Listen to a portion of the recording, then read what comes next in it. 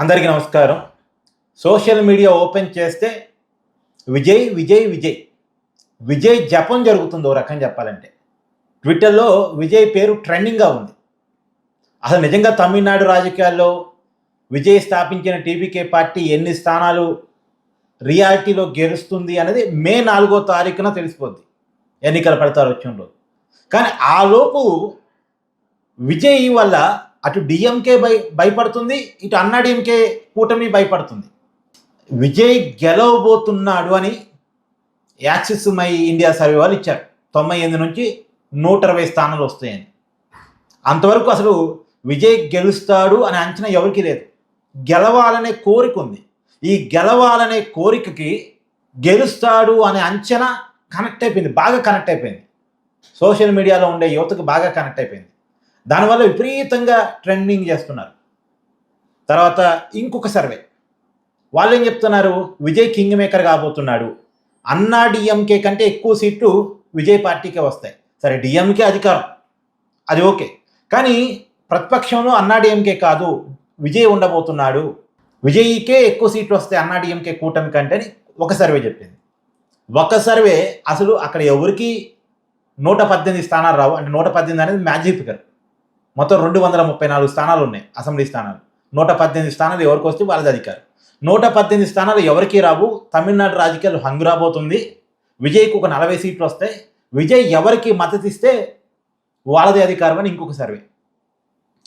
ఇవన్నీ సోషల్ మీడియాలో బాగా వైరల్గా మారాయి. విజయ్ కింగ్ మేకర్ కాబోతున్నాడని కొంతమంది ప్రచారం, విజయ్ డైరెక్ట్ కింగే కాబోతున్నాడు, ఆయనే అధికారం రాబోతున్నాడు అనేది ఇంకొంతమంది ప్రచారం. విజయ్ చుట్టూ నిజానికి ఎన్నికల ప్రచారంలో కూడా ఇంతగా విజయ్ పేరు ట్రెండింగ్ కాలే. ఇప్పుడు మాత్రం బాగా ట్రెండింగ్ అవుతుంది. ఎన్నికలు అయిపోయిన తర్వాత విజయ్ పేరు పెద్ద ఎత్తున ట్రెండింగ్లోకి వచ్చింది. ఇప్పుడు ఆ విజయ్ పేరు ట్రెండింగ్లోకి వచ్చిన తర్వాత మొదట్లో విజయ్ని తక్కువ అంచనా వేసిన పార్టీలు ఇప్పుడు భయపడుతున్నాయి.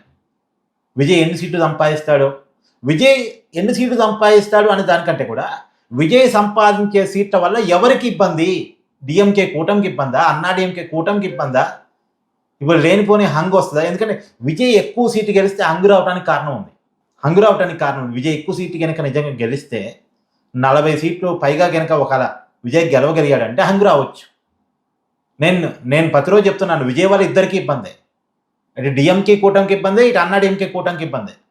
డిఎంకే కూటమికి ఏంటి ఇబ్బంది, విజయ్ ఓట్లన్నీ డిఎంకే దగ్గరే ఉన్నాయి. దళిత vote bank, Christian vote bank, Dravida కల్చర్ని అంటే భావోద్వేగంతో కనెక్ట్ అయిన ఓట్ బ్యాంక్ ఏదైతే ఉందో అది డిఎంకే దగ్గర ఉంది. దాన్ని విజయ్ లాక్కుంటాడని భయం డిఎంకేది. అన్నా డిఎంకే భయం ఏంటి, డిఎంకే వ్యతిరేక ఓటు, ప్రభుత్వ వ్యతిరేక ఓటు చీలిద్ది. అది ప్రభుత్వ వ్యతిరేక ఓటు అన్నా డిఎంకే వైపు కొంత, విజయ్ వైపు కొంత. విజయ్కి ఎక్కువ ఓట్లు పడ్డాయంటే అన్నా డిఎంకేకి మైనస్. అది అన్నా డిఎంకేకి ఉన్న భయం. ఇద్దరిని భయపెడుతున్నాడు విజయ్. ప్రధానంగా అన్నా డిఎంకే కూటమి అయితే భయపడుతుంది. విజయ్ ఎందుకంటే విజయ్ గనక క్లిక్ అయ్యాడు అంటే, విజయ్ నాయకుడిగా ఎస్టాబ్లిష్ అయ్యాడంటే అన్నా డిఎంకే పార్టీ క్లోజ్. ఎందుకంటే ఆ పార్టీలో జైలుల తర్వాత నాయకత్వ సమస్య ఉంది.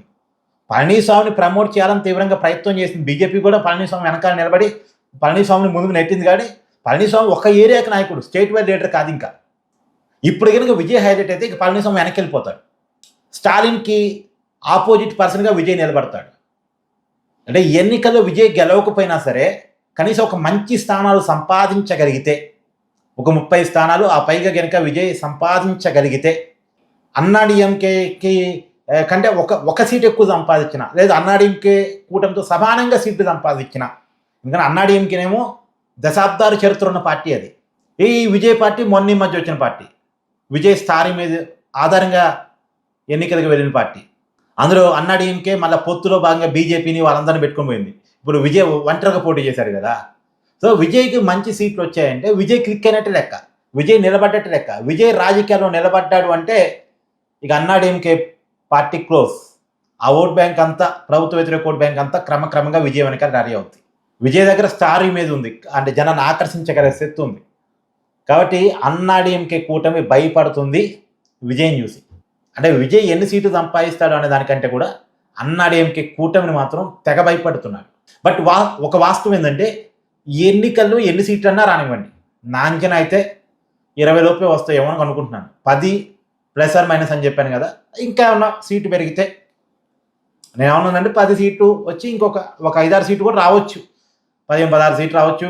లేదు ఒక నిజంగా విజయ్ ట్రెండ్ మంచి కొనసాగుంటే 20 ఏమన్నా సీట్ల విషయంలో అటు ఇటు అవుతుంటాయిగా, అది రావచ్చు. కానీ విజయ్ నిజంగా రాజకీయాల్లో నిలబడ్డాడు అంటే వచ్చేసారికైనా ఖచ్చితంగా లైఫ్ ఉంది. ఎందుకంటే అక్కడ వేకెన్సీ ఉంది, పొలిటికల్ వేకెన్సీ ఉంది. డిఎంకే తర్వాత ఎవరు, డిఎంకే మీద వ్యతిరేకత ఉంది, కానీ ఆప్షన్ ఇంకెవరు కనపట్లే. ఆ టైంలో విజయ్ పార్టీ పెట్టాడు. కాబట్టి ఇప్పటికిప్పుడు విజయ్ క్లిక్ కాకపోయినా నిజంగా నిలబడి డిఎంకే వ్యతిరేక ప్రజా ఉద్యమాలు నిర్మించగలిగి బలంగా ప్రభావం చూపగలిగితే వచ్చే ఎన్నికల్లో ఖచ్చితంగా విజయ్కి పొలిటికల్ లైఫ్ ఉంటుంది. కొద్దిగా ఓపిక్గా సహనంగా ఆటుపోట్లు ఎదుర్కొంటూ పడి లేస్తున్న కెరటంలాగా నిలబడాలి, తలబడాలి. వచ్చే ఎన్నికలకి ఖచ్చితంగా విజయ్కి పొలిటికల్ అవకాశం ఉంది. ఎందుకంటే ఆ వేకెన్సీ ఉంది, అక్కడ పొలిటికల్ వేకెన్సీ ఉంది. ఆపోజిట్ డిఎంకే వేకెన్సీ ఉంది. దాన్ని విజయ్ మరి ఏ మేరకు నిలబెట్టుకుంటాడో తెలియదు. Thank you.